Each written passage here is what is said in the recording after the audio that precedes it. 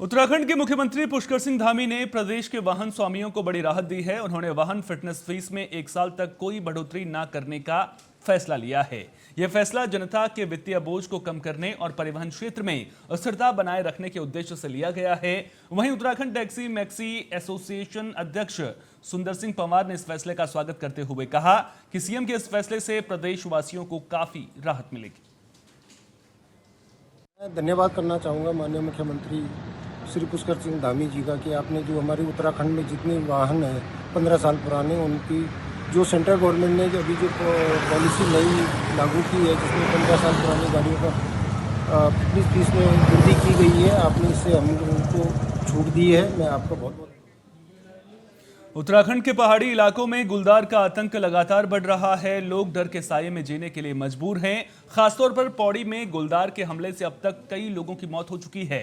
गुलदार के हमले को लेकर श्रीनगर में लोगों ने प्रदर्शन किया और आदमखोर गुलदार को पकड़ने की मांग की। इस मुद्दे पर जमकर राजनीति भी देखने को मिल रही है।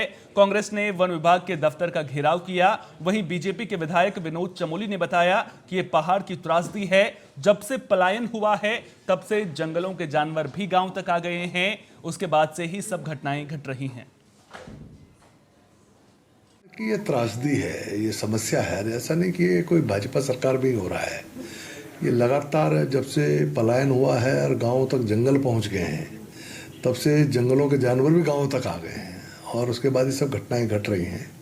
तो ये विषय कोई सिर्फ सरकार से जुड़ा हुआ विषय नहीं है, ये विषय सभी का है। उसमें चाहे कांग्रेस हो, चाहे बीजेपी हो, चाहे कोई भी दल हो, ये जन सामान्य से जुड़ा हुआ विषय है। तो मैं समझता हूँ इसके लिए इस पर राजनीति करने से अच्छा हो कि कोई ठोस सुझाव दें कि सरकार को उसमें क्या करना चाहिए। क्योंकि भाई कांग्रेस में ने भी प्रदेश में सरकारें चलाई हैं, उनको भी मौके मिले हैं काम करने के। अगर कुछ उनसे रहता है कि भाई कुछ और बेहतर कर सकते तो नहीं हो पा रहा, तो सुझाव के रूप में अगर बताएं तो मैं समझता हूँ सरकार उस पर अमल करे, उस पर आगे बढ़ेगी।